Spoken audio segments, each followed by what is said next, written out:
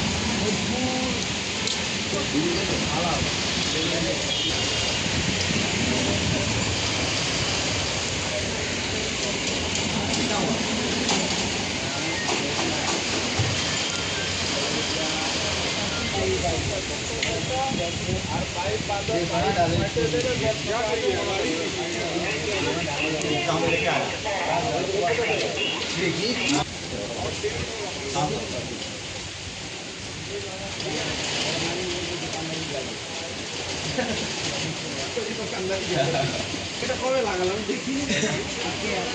আজকে লাগিয়েছে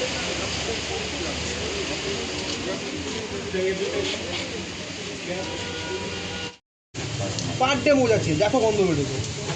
হাতে ধরলাম খালি পায়ে হেঁটে হেঁটে নুয়ে যেতাম রাত 3টার সময় যাচ্ছি টুমটুম করে তবেও রাত 3টায় আসতাম কোনো কিছু বন্ধু বান্ধব ছিল ওদের সাথে রাতে চলে যেতাম ক্যাফে 5টা পর্যন্ত আড্ডা মারবো ওখানে দিলে আসবো দিলে আবার 9টার সময় চলে যাবো ডিউটি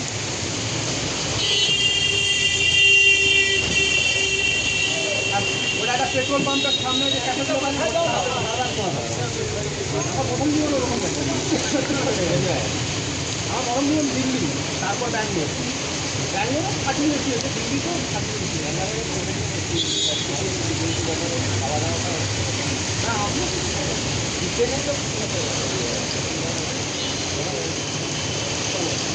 অন্যরকম বলছি মানে ওই রেস্টুরেন্টের 2000 স্টাফ আছে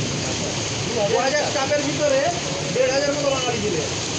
সব এখানকার থেকে 2000 স্টাফ কত বড় কলকাতা ব্যাঙ্গালোরের 8টা প্রপার্টি ব্যাঙ্গালোরেই 8টা প্রপার্টি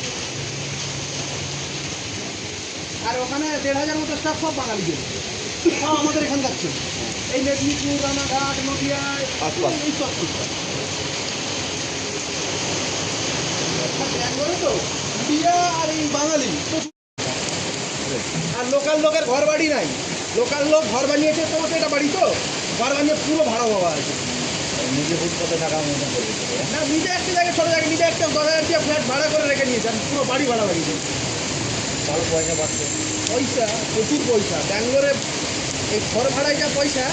একটা রুম একটা কিচেন একটা বাথরুম ঠিক আছে কত টাকা ভাড়া হতে পারে 15,000 টাকা ভাড়া একটা রুম একটা কিচেন একটা বাথরুম কোনো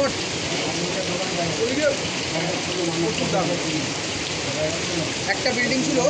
20খানা রুম ছিল ওটা দিল্লিতে যখন ছিল নতুন বিল্ডিং পুরো ফিটিং হয়েছে বিল্ডিং রং হয়েছে কালকে রং কমপ্লিট আজকে আমরা ঢুকেছি ওই বিল্ডিংটাই ছিল 19খানা রুম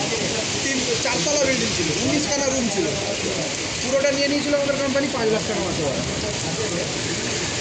পুরো বিল্ডিং বানাতে 30 লাখ টাকা খরচা হয়েছে 40 লাখ টাকা খরচা হয়েছে 50 লাখ টাকা খরচা হয়েছে ক বছরে উঠে যাবে 1.5 বছর উঠে যাবে 5 লাখ টাকা করে মাসি 12 বাজে 60 লাখ টাকা এখন চলতেই থাকে জায়গা ওরকম জায়গা থাক ভালো পেস থাক একদম আমাকে দিয়ে দেবে টাকা জানে এখানে খালি নেই এই জায়গায় যদি আমরা এখানে একটা 6-7 কাটা জায়গা থাকে দেখ আমি যদি জায়গার কাগজপত্র ঠিকঠাক টাকা ফেলে দিই আমি আমাকে কমসে কম 50 লাখ টাকা লোন একদম আরাম তোর বন্ধ করে দিয়ে আমার কাছে আছে ফাটা